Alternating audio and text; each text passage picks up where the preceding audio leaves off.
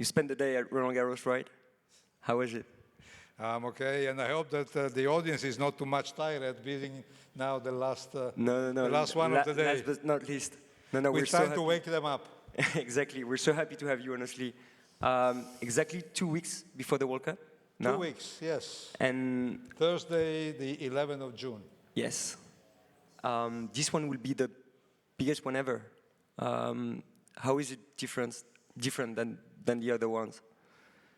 Well, it's different from any point of view. It will be clearly a game-changing tournament because it's the first time being hosted by 3 countries, Canada, US, and Mexico. First time running the tournament around 16 cities, 2 in Canada, 11 in the US, and 3 in Mexico. First time with 48 teams, and so 104 matches.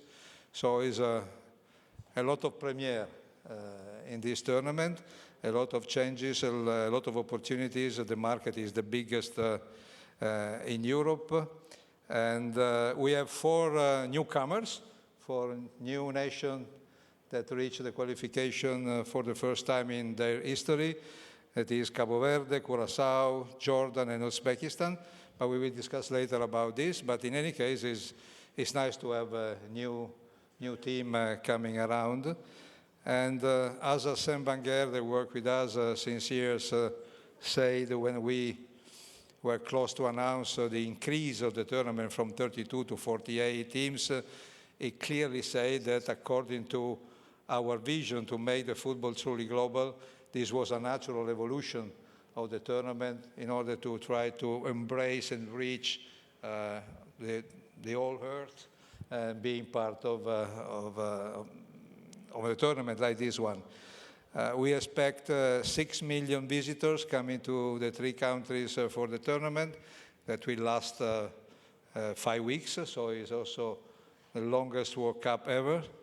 And according to our analysis, we expect 6.5 billion people as a total engagement for the tournament. So will be massive, honestly. And there is another premiere because this will be the very first World Cup that will be organized without a local organizing committee. So everything is managed directly by us. So a lot of news. You know what it feels to organize an event? No, I want to say that there is another important element that, coming back 1 second to the 4 newcomers, as you know, FIFA is a no-profit organization. So we reinvest in football everything that we raise from the market, once paid the running cost and the cost for the tournament. But having these 4 new countries qualify for the first time is a clear sign that reinvesting in football can have an impact at the point that some countries find a way to properly grow, to properly develop, up to being capable to qualify for the World Cup. Consider that since the presidency of our president, Gianni Infantino, started back in 2016, we multiplied by 8 up to $2.7 billion the money that's been distributed across all the 211 federations. And this newcomers is a clear sign that this was the right direction. Thank you, Romy. So with 4 new joiners, 3 countries, globalizing football has been a clear priority. What are your thoughts on how far along you are on this opportunity and what's still hard in globalizing football?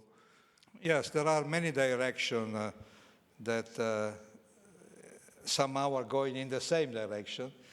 That is the one to make football truly global. We have our development fund that are targeting the youth talent with a program called FIFA Talent Program Scheme. And we are also supporting our member association to develop new administrative capacity in order to being able to raise by themselves some revenues. Consider that almost 70, 75 of all our federation, 211 federation. Without our funds, they cannot even run basic activities like grassroots operation, nothing. A very limited number of federations has the capacity to generate their own revenues. So these 2.7 billion that we distribute on specific projects that we monitor step by step in terms of delivery is a clear sign of the vision that is really succeeding in the right direction, I have to say. We are growing, we are evolving, we are trying to remain at pace in every field. As you probably have saw in the newspaper, we projected for the next cycle revenues that can land in around 14 billion. That is more than the double that the previous cycle. And this is another element that confirms that we try to remain as much creative, as much capable to deliver, depending sector by sector, referring to my team that is in charge of all the revenues and through sponsorship, media partnership, marketing, and so on. It is really fundamental, the capacity to listen what the partner needs, what the partner wants, in order to have ourselves the capacity to evolve the way that we interact with them, and clearly as a consequences with our fan all over the world, because this is the key. Ultimately, we need to feed our fan, the fan that is, honestly, nobody is a fan of FIFA. Everybody is a fan of our tournaments. Everybody is a fan of his own national team or his own club. And we need to try to keep them close to us and delivering what they need, what they want. Understanding also that is clear under all our eyes that the young generation are consuming football sliced in a different way. Is a multi-screen approach, seems to be preferring to be engaged in short highlights or something. But the big question is not this one, that I will come back on this a little bit later. If you count on the 6.5 billion people that will engage with the World Cup, this youth part of engagement at the end is just a small portion of this 6.5. So we need to be capable to continue to deliver the classic way to interact with the World Cup, with our matches, without losing the new generation. And so it seems a little bit a strategic approach, no? Because we need to continue to deliver in a consistent way, how it was, as it is, but try the way to engage with the new generation. And this is why, for example, we introduced this year a new strategy to onboard the social media platform, the main one. We created the concept of the preferred platform. To onboard, at the first was TikTok, then YouTube. I hope that in the next hours we can onboard the Meta as well. The idea is to offer first to our broadcasters the possibility to work with the platform in order to have, for example, the first 10 minutes of every match to be seen in YouTube or on TikTok, and in few cases also eventually the full match live, following the idea to offer to the younger generation that sometimes is a double screen, sometimes it's 3-screen approach, so it's a completely different way to consume football. And also we are now engaging in the same way with other different kind of platforms like OneFootball, like 433, creating a new concept to keep them closer to us and to offer to our partners a direct access to the platform to better engage with the new generation. So we need to continue to innovate and to remain in the possibility to higher the standard in every single field. Thank you, Romy. Coming back on the necessity for FIFA to be as creative as possible to impact more fans, we've seen new competitions joining the football schedule over the past few years, including the Club World Cup. Those competitions have had mixed reception. What has worked, what hasn't, and What have you taken from that? Well, we need to consider that the last first edition of the Club World Cup last summer in the US, played by 32 teams, it was long awaited, long time due, because how the football started, how the football was created more than 150 years ago, basically having an impact at the nation level, so through clubs. Then the football evolved and became relevant at the continental level and then at the global level, but mainly and only for a long time, almost 100 years, at the national team level. All the clubs, that is at the end, the daily now or weekly way to engage with football globally was missing a stage that can crown the real world champion properly. So this is why when our president came into the position back in 2016, it was one of the very first announcements that he did, explaining that was one of his targets to start consulting with all the confederation, because for any of these kind of innovation, it's never a top-down decision. It's something that takes time.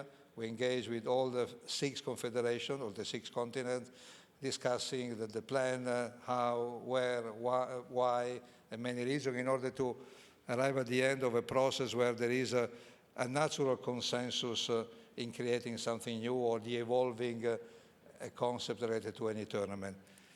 And if you consider that historically we have amazing players like, I don't know, Di Stefano, George Best, George Weah, that never had the opportunity to compete at the global stage because their national team was not qualified, was not existing a club, a world club competition. Imagine how many players, top players of the football history, never had the chance to compete in a global stage. It is something that was a long time due, and the success of the tournament in terms of audience, in terms of revenues, in terms of engagement. We sold almost 7 million tickets last summer for almost 4 weeks tournament that was never achieved by any of the American sports that are normally resident in the continent. This is a clear evidence that everybody was waiting this kind of tournament that now has been positioned properly where it deserves. And it's just a first step in the future, now being soon joined by the same competition for women as well. It has been approved that in January 2028, we will have the first edition with 16 clubs from the women's side of the game participating this new competition. And I guess that will be another amazing opportunity to continue seeing the women's side of the game growing, how it is growing, how it is evolving. There were a lot of discussion where we increase the number of teams participating in the Women's World Cup at the national side. From 24 to 32, it was 2023 with the World Cup in Australia and New Zealand, and now has been approved starting from 2031, that will be hosted by UK. We will move up to 48. So the women's side of the game is unbelievable important, is continue to grow, and we can say that now football is the most relevant football game for women globally. It is a huge opportunity. At the same time, we are not forgetting that we need to continue, as I just said, engaging with the younger generation. And so we have just announced that in October we will play the first ever World Cup under 15, because so far, in terms of youth tournament, was just existing the under 17 and under 20 boys and girls, played annually every year. Now we will launch the under 15. There will be the first year boys only, in 27 will be girls only, and then we will start moving at the same time, boys and girls in the same location. It's a completely different concept because no countries will need to qualify for the tournament, because we will invite to participate all the 211 countries of the world that stay under the FIFA umbrella participating all together in one tournament. Imagine, 211 teams coming in one place to compete at the youth level under 15. So you see there is a lot of news just arrived and to come very soon. 2026 World Cup is just the beginning. Sorry? 2026 World Cup feels like just the beginning with all that's planned after. Yeah, 2026 is a number that everybody will remember because this will create an impact. Honestly, I have the feeling that many of us, I have to say, that didn't realize yet how big it will be, this tournament, and how big will be the impact that this tournament will create. I'm sure that we can say that we will always see in 26 something like something before and something after 26. Because the impact in North America that we experienced back in 1994, when the first time we had the World Cup in the US, was a huge impact, but I can say that this time will be even bigger than that. Thank you, Romy. Last question to come back on commercial activities of FIFA. When you see that the attention today is so fragmented with new formats, new platforms, as you said, new sports as well, how does FIFA stay so commercially attractive? I mean, you've said the numbers, they're quite impressive. Yeah. Well, the coming World Cup provides a clear window into how FIFA continue to innovate, to remain at the pinnacle of the world sport. And in addition to the unquestionable magic of the pitch, we will present a lot of innovation that will be part of this 5 weeks journey.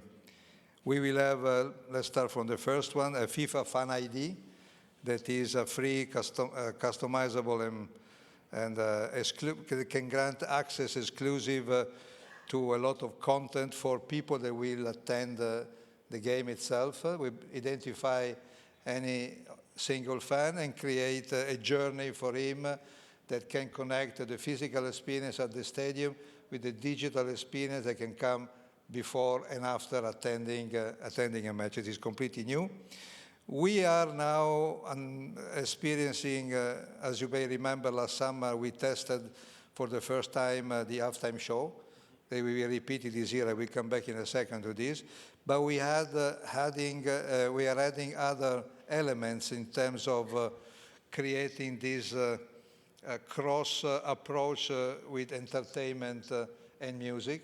So we will have a countdown concert in all the 3 countries the day before of the opening with unbelievable artists. I can mention someone. We will have Katy Perry, Michael Bublé, Alain Morissette, J Balvin. They will be part of all the opening ceremonies in Mexico first, then in Canada and in the US. That will try to enlarge the experience, connecting with music, offering a different kind of experience for people that will attend the match. We will have 13 official fan festivals across the 3 countries, offering opportunity for public viewing, to interact with our partners, food and beverage and whatever. We will have the final halftime show where we will present a big lineup because we will have Madonna, Shakira, and the BTS performing at the halftime of the final, try to contribute to reach the audience as bigger as we can imagine for that. We have some interesting broadcasting innovation as well that we are developing with one of our partners, Lenovo. We tested last summer the first time ever the ref cam. This is a camera that the referee wears here on the ear. We evolved this concept because we realized that obviously being the referee running, the image that was coming through was a little bit bumping. And so why now with the AI, we find a way to stabilize live the movement of the referee, and so the outcome is a perfect stable image that will increase let's say the way how you can enjoy following the match in TV. Another innovation that we are preparing that will have an impact on the broadcasting, we will, this is quite new, quite interesting, we will scan the body of all the players, of all the team coming to the World Cup. Each team, when we reach its team base camp, will be scanned in full in order to have the capacity for us to add the image of the players on the skeleton that we normally use, for example, in the semi-automatic offside. If you go back to the previous experience, you always see a skeleton with the line identifying the offside. But clearly, there are players that are very different to each other. One can be 2 meters high, the other one can be 170, different body. And now we will use the original body of everybody to be added to the skeleton they normally use for supporting the offside analysis. And this will add a new experience for all that will follow the match in TV. And another one, quite interesting, still with the AI, we have prepared a software that we will give a sort of iPad to all the teams coming to the World Cup, where we will provide the possibility for them to run individual analysis pre-match and post-match. And thanks to the artificial intelligence, that you can ask whatever you want, basically, and analyzing every match that is applying to your group, future opponents, and obviously, in a way to democratize football, all the team will receive the same support. So there is a lot of news coming through. Amazing. Thank you, Romy. No, we look forward to see those innovations live in 2 weeks now. I want to thank you very much for joining us today. It was super cool to have a chat with you, and have a safe flight home. Thank you, Thank you very much. Thank you for inviting me. Thank you for listening.